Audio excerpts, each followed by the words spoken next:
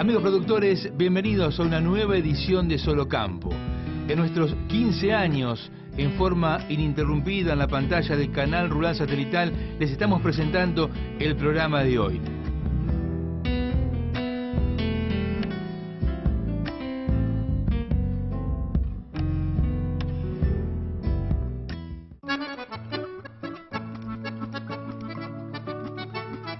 Abrimos un nuevo espacio en Solo Campo con nuestras cámaras. Continuamos en el impenetrable chaqueño, en Castelli, con este emprendimiento de los Poncio, que de San Genaro se han venido a esta zona hace ya más de 14 años a hacer ganadería. El ingeniero Pablo Poncio, dialogamos con Walter y con él en los programas anteriores. Pablo, habíamos quedado en, dar como la clave de la alimentación, este pastaje natural, el Gatompani. Bueno, contanos un poco, estamos aquí en este campo que ustedes están de alguna forma resembrando y preparando para echar el animal de nuevo. Sí, exacto. Bueno, lo que estamos viendo acá, como habíamos visto ya en los otros programas, volvemos a repetir, un manejo bajo sistema silvopastoril, en donde lo que se hace, se saca todo lo que es arbustiva, se parte de un monte virgen, se saca todo lo que es arbustiva y se deja únicamente lo que es leñosa. Todo lo que son plantas leñosas. Eso a nosotros nos aporta sombra para los animales y protección para ellos, también protección para heladas, para todo lo que es el forraje. Una vez cuando se inicia con este sistema, se siembra pastura. La pastura que nosotros sembramos, en el caso nuestro, es Gatompani. Es una megatérmica C4 que tiene comportamiento de alta productividad en época estival, época de verano, cuando se dan la mayor lluvia y más temperatura. La siembra es al voleo, a través de una sembradora que va pegada a los tractores. Y bueno, se hace el silbo y depende de los lotes, cada 2 o 3 años se repasa para controlar ese renoval que viene, que es lo que estamos viendo ahora. Esto es un control de renoval que se le llama, donde los tractores vuelven a acceder al lote a través de un rolo, van triturando, por decirlo, todo lo que es otrelo arbustiva que están haciendo abajo y se vuelve a resembrar. Se siembra a razón de 2 kilos por hectárea de semilla de Gatompani. Y eso a nosotros nos permite, aparte de la resiembra, aparte de controlar renoval, produce algo que se denomina la aireación del suelo. O sea, el suelo, por tanto contacto con el animal, se va compactando. El rolo lo que permite ir abriendo el suelo y se va aireando. Y favorece mucho la productividad de los forrajes, en este caso la megatérmica, el Gatompani.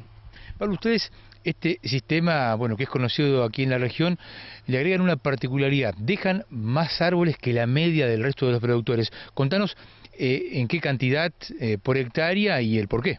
Sí, nosotros cuando arrancamos con el sistema, este sistema silvopastoril, arrancamos cuando iniciamos con la compra de los campos, habrá 14 años atrás. En su momento la provincia del Chaco no tenía legislado este sistema de manejo, sin embargo nosotros lo utilizamos igual porque le veíamos que no iba a dar muchos beneficios. Y a la larga nos dio la razón, ¿no es cierto? Nos dio mucho beneficio. La ley hoy, hace 2 años atrás, te exigía hasta 100, entre 90 y 100 plantas por hectárea. Después se fue cambiando a 120 y hoy está en 140, 150 plantas por hectárea. La verdad que nosotros, mirando todos los lotes, como recorrimos con vos, se puede observar que hay más cantidad. Se puede decir que hay 150, 160.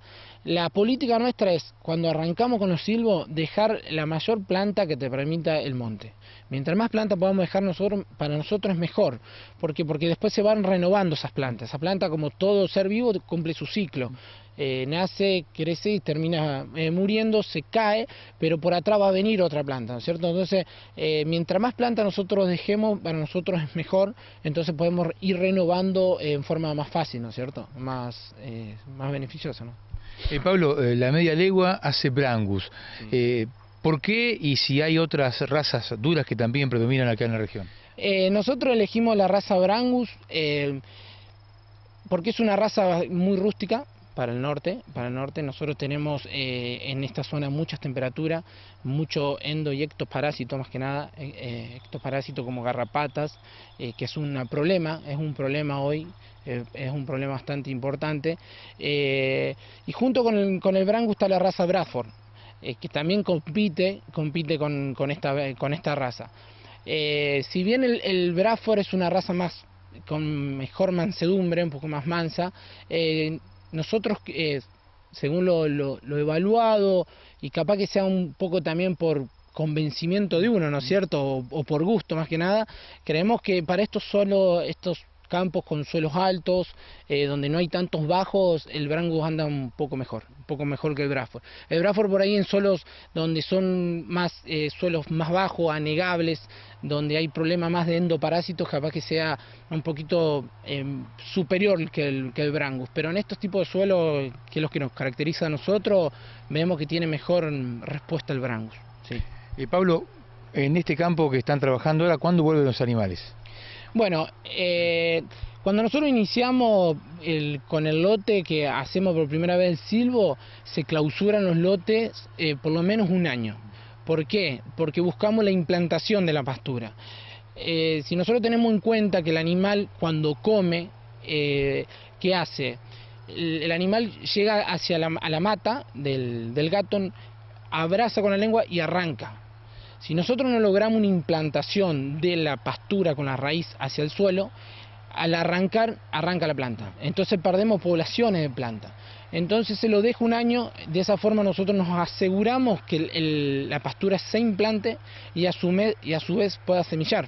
Al semillar voltea la semilla y se resiembra sola. Y se forma un banco de siembra en el suelo, que es muy importante.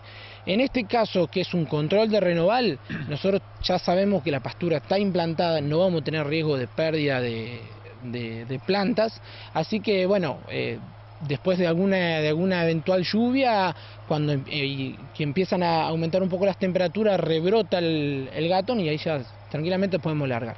Pero sí, cuando el lote es nuevo, que se lo hace por primera vez, es aconsejable dejarlo al menos un año clausurado el lote para lograr esa implantación, que es muy importante, ya sea la implantación como la siembra, como la germinación, como la buena población de planta para el lote, porque después es muy difícil lograrla, después una vez que ya largaste la hacienda, que el suelo empieza a compactarse. Es importante lograrlo al inicio, eso te va a dar muchos beneficios si lo logras al inicio, que después si lo querés lograr después, ¿cierto? Pablo, ustedes están en la zona de Castelli, en Chaco, en todas las regiones rurales, en especial en el norte, por allí se hace difícil llegar. Vimos una buena predisposición en los caminos, hay un trabajo permanente, hay consorcios camineros. Esto es importante. ¿Con qué elementos de infraestructura cuentan ustedes aquí para trabajar en pleno impenetrable chaqueño? Sí, la verdad que sí. Nosotros estamos, Castelli está ubicado en el departamento Güemes. Obviamente dentro del departamento existen varios consorcios. Dentro del Chaco el departamento Güemes es uno de los más grandes, el más grande te diría. Y hay varios consorcios, que cada consorcio tiene una X cantidad de superficie en kilómetros a recorrer y son los que los mantienen. La verdad que no nos podemos quejar, siempre están cumpliendo, ya sea en época de mucha lluvia, siempre están controlándolo, tienes acceso a todos lados, eso es muy bueno, muy bueno. Pablo, nuevamente gracias a vos, a Walter, a toda la familia Poncio que nos permitió conocer más rincones de la Argentina productiva. No, gracias a vos, Gastón, y la verdad que fue todo un desafío, sigue siendo un desafío a prueba y error, y con pruebas y errores, con muchos errores y algo de acierto, creo que estamos encaminados, vamos a ver qué pasa. Hacemos una pausa en Solo Campo. En instantes regresamos en la pantalla de Canal Rural Satelital.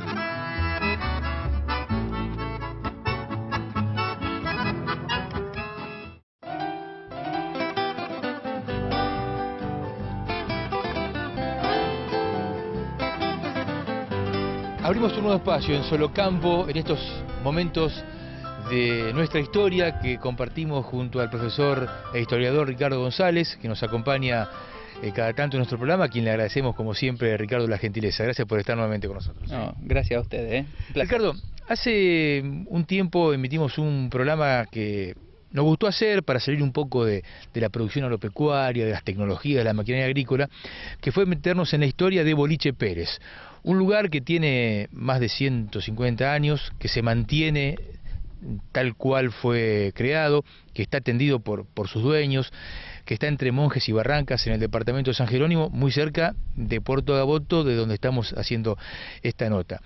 Y ese lugar, más allá de conocer las características y la tradición, está en un lugar muy importante en la historia, ¿no? El tradicional Camino Real, el camino que había en esos momentos, hablamos de 200 y pico de años atrás. Contanos un poco. Bueno, la verdad que sí, el Boliche Pérez justamente está en el distrito Monje, hoy del departamento San Jerónimo. Un dato interesante que tiene que ver es que nace a partir de la necesidad de ser posta o ser lugar de alto, de paro y de paso, ¿no?, de los correos, fundamentalmente. El Camino Real pensemos que viene de la época colonial, cuando en 1776 se crea el Virreinato del Río de la Plata. Una de las primeras cuestiones del virrey, imagínate que el Virreinato del Río de la Plata tenía la ciudad capital en Buenos Aires, pero llegaba hasta Potosí. Entonces el virrey necesitaba de alguna manera establecer comunicaciones entre las poblaciones para que no quedaran distanciadas. Entonces, en primera instancia, hasta 1776, los ríos habían sido los lugares privilegiados, por decirlo así, ¿no? Pero ya no alcanzaba con esto, ya no alcanzaba. Entonces, ¿por qué? Porque pensemos que cuando se crea el Virreinato del Río de la Plata en 1776, la idea ya no es de los Austrias, sino que de los Borbones. Hay un cambio de mentalidad política en España y los Borbones lo que plantean es una lógica comercial, fundamentalmente, y militar. Porque pensemos que estaban los portugueses que también querían avanzar sobre acá. Entonces teníamos que tener aceitaditas las comunicaciones para expandir el comercio y para defenderlo en caso de que los portugueses quisieran tomar territorios del virreinato. Entonces, en esa lógica es que se traza el Camino Real. Camino Real que va a pasar justamente por Cruza del Carcarañá, acá había dos postas, una sobre acá en Puerto Gaboto, una sobre donde está actualmente el cementerio y otra aproximadamente a 400 metros de acá. Siguiendo, ¿qué lógica? La lógica del río. Porque no nos podíamos ir muy adentro con el camino porque era tierra de nadie. Entonces, donde estaban las poblaciones, por ahí trataban de pasar el Camino Real, o por las afueras de las poblaciones, pero sí siempre referenciando algún lugar para que la gente pudiera parar o defenderse o guarecerse. Pensemos que había malones y había bandidos que aprovechaban para saltar en el camino. Entonces, que las guardias fronterizas eran escasas, que las milicias eran escasas, entonces, bueno, se iba en caravana tratando de ir, como digo yo, mojoneando, es decir, poniendo mojones a ver dónde podemos, a cada tantos kilómetros, cada tantas leguas, que haya algún lugar donde podemos cambiar caballo, dormir y estar tranquilos para continuar el viaje. Boliche de Pérez nace con esa lógica, con ser un lugar de, en primera instancia, de paro, de paso para las carretas que pasaban, para las caravanas que pasaban y también para hacer repuesto y recambio de caballo, y si se necesitaban algún recado se hacía, y si necesitaban algún cuero se cambiaba, y también ser un intercambio comercial fluido con las caravanas que iban y venían. Así van haciendo.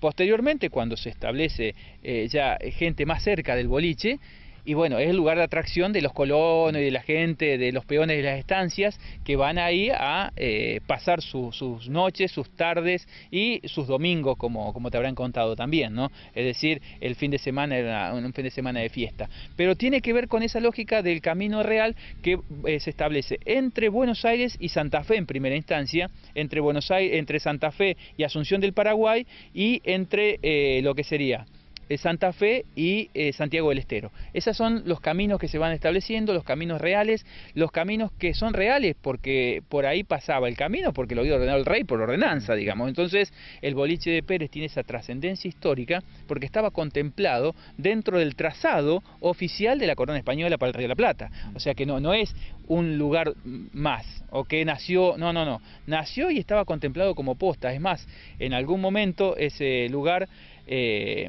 aparece referenciado en mucha cartografía histórica como un lugar para que las tropas, porque después vamos a ver que en el siglo XIX hubo muchas guerras civiles entre unitarios y federales, y también referenciaban el boliche de Pérez, digamos. Entonces, como lugar para poder acampar con la caballada cerca, ¿no? Exacto, Entonces, históricamente ha sido importante. Bueno, mucha historia. Ricardo, estás muy metido en este tema. Uno cuando empieza a recorrer, ¿no te da la impresión de que no le estamos dando, bueno, esto puede ser una forma de contradecir, pero no se le da la importancia que merecen estos lugares históricos? No sé si hablar del gobierno provincial, del gobierno nacional, como que está un poco abandonado esto. Bueno, yo estoy convencido de eso, es decir, que hay una desidia de diferentes estamentos gubernamentales por fomentar que esto se conozca.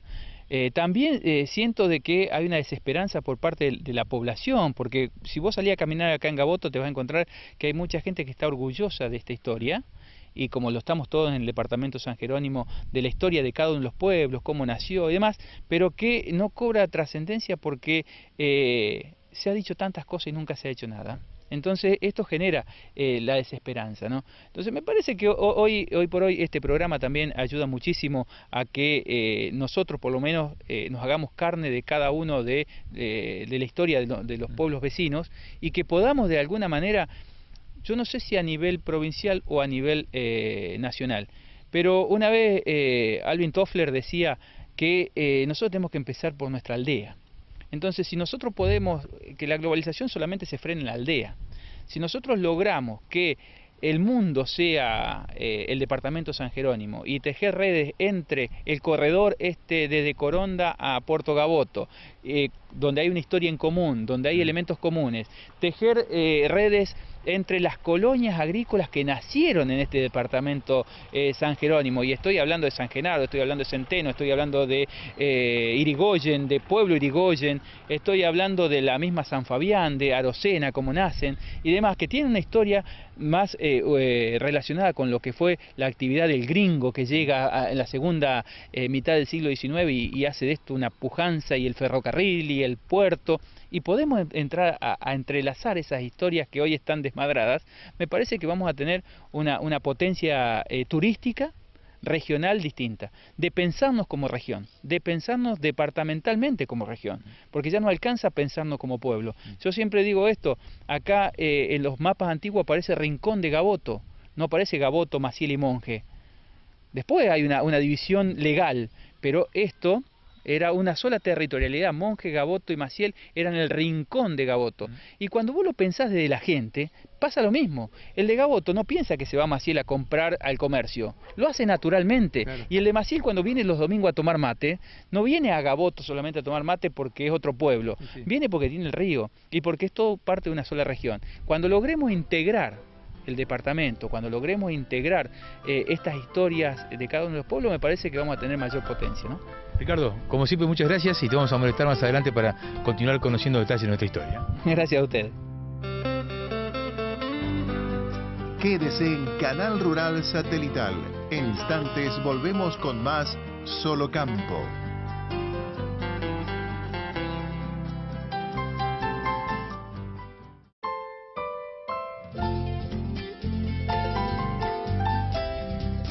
Abrimos un nuevo espacio en Solo Campo, seguimos con más detalles y testimonios que dejó Expoagro 2016. Roberto Ascanelli, fabricante de tolvas de Río Tercero, provincia de Córdoba, habla sobre la reactivación del sector y las buenas perspectivas para sus productos, y espera que el sector lechero, el más relegado, reciba algún estímulo. Este año es totalmente distinto a los años pasados. Realmente nuestros clientes y nuestros productores que se acercan al stand realmente tienen otro panorama, más ilusionados, y creo que van a ir creciendo a medida que pase el tiempo, ¿no es cierto? Que se vayan mejorando las cosas, les va a ir sirviendo para que puedan volver a hacer nuevas inversiones y seguir mejorando la tecnología de trabajo. Sí, realmente este crédito de Banco Nación al 3,5 está ayudando a hacer muchas operaciones, y bueno, creo que eso hace de que se vuelva a invertir en tecnología. Lo que estamos notando es que la gente apunta en el caso de las sembradoras, a mejorar en tecnología, mejorar en condiciones, ¿no es cierto?, en siembras variables, en dosificaciones neumáticas, lo cual eso, estos últimos 2 o 3 años, al haber caído el precio del maíz, no se veía. Hoy la gente vuelve a pensar en inversiones para poder lograr mejores rendimientos en sus campos. Creo que tenemos muy buenas perspectivas en todos nuestros productos, en las tolvas autodescargables, ¿no es cierto?, también. Toda la gente apunta a tolvas grandes, de grandes volúmenes de movimiento, ¿no es cierto?, de 28 30 toneladas, lo cual ¿no es cierto?, permite ahorro de combustible y mucho más rápido, ¿no es cierto?, para trabajar en el momento de la cosecha. Y bueno, y también estamos viendo que en los mixers la gente también ha vuelto a invertir en el tema de la carne. Todavía está un poco complicado el tema de la lechería, pero creo que ya el gobierno ha tomado carta en el asunto y creo que en muy poco tiempo se le va a mejorar las condiciones a la gente que está en lechería, y bueno, eso también va a ayudar para que los mixers vuelvan a circular de nuevo. Bueno, en esta muestra trajimos un mixer vertical de 10 metros cúbicos para trabajar también con explotaciones más pequeñas, teníamos el de 14 y el de 24 metros cúbicos, entonces bueno, hemos sacado esta unidad más pequeña para entrar en un mercado tanto de lechería como de engorde a corral, de gente, ¿no es cierto?, de menor tamaño, de menores cantidades de animales. Y también tenemos una nueva embolsadora de granos secos que ¿no es cierto?, está preparada para trabajar con la nueva generación de tolva autodescargable que descargan más de 10.000 kilos por minuto, lo cual se le han agrandado todos los sinfines de la máquina, y la tolva de recepción es de mayor tamaño para poder absorber la descarga que tienen hoy las tolvas. Dialogamos en Solo Campo con el doctor Hernán Alonso, ministro de la Producción de la provincia de Chubut. Se refiere al programa de desarrollo de la actividad bovina y ovina como una de las novedades de su flamante gestión. Agrega que la ganadería bovina está creciendo en la provincia merced a la inversión de algunos productores y el apoyo de las autoridades locales, particularmente en zonas cercanas a la cordillera de los Andes. Finalmente, el ministro manifiesta su alegría por el espíritu emprendedor que renace en los productores chubutenses. Chubut, soy convencido que tiene un potencial muy grande en ganadería en general, y bueno, estamos atrás de esto, ¿no?, trabajando fuertemente en programas. Chubut nunca logró tener un programa ganadero tanto para ovinos como bovinos, así que con el equipo del Ministerio estamos trabajando fuertemente en la elaboración de programas que sean largoplacistas, ¿no? La ganadería es algo a largo plazo y los programas deben adaptarse a esos tiempos, así que la verdad que muy contento y con mucha ganas de trabajar. La ganadería bovina ha ido conquistando cada vez más terrenos. Inicialmente se ubicaba en la cordillera y ya estamos empezando a ver cada vez más ganadería bovina en meseta. Hay algunos proyectos, incluso de proyectos genéticos de ganadería en meseta. Nosotros creemos que es una alternativa muy viable para reemplazar incluso en algunos sectores donde los depredadores y algunas cuestiones naturales ya la ganadería ovina ha desaparecido.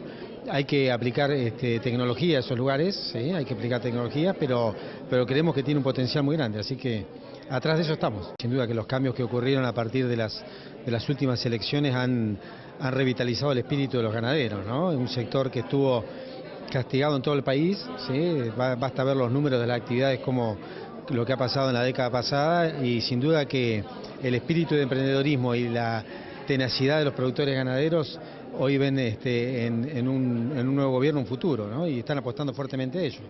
En Chubut estamos haciendo lo mismo. Comuníquese con la producción de Solo Campo telefónicamente al 03401-493-487 o por correo electrónico a info@solocampo.com.ar. Amigos productores, hasta aquí hemos llegado con el Solo Campo de hoy, en sus 15 años en forma ininterrumpida en la pantalla de Canal Rural Satelital. En una semana nos reencontramos. Muchísimas gracias. Hasta entonces.